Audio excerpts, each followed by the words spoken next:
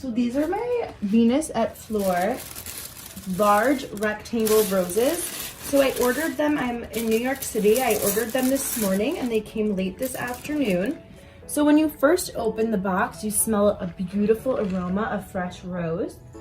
To the touch, they are a little bit hard. I guess that's what preserves them. They don't feel like a regular rose, but more like paper rose. But they definitely are real. You can smell the beautiful smell right when you open the box.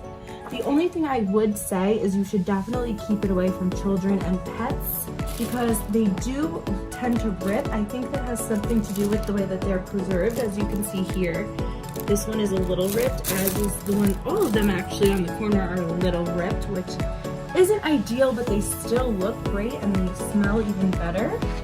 I got the large rectangle box and it comes with the lid on the side. And this big bag with tissue paper on top.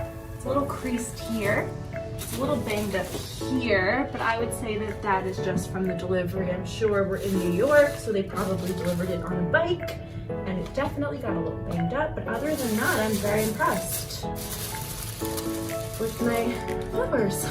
I want you to take it out. Can you pick it up? Oh.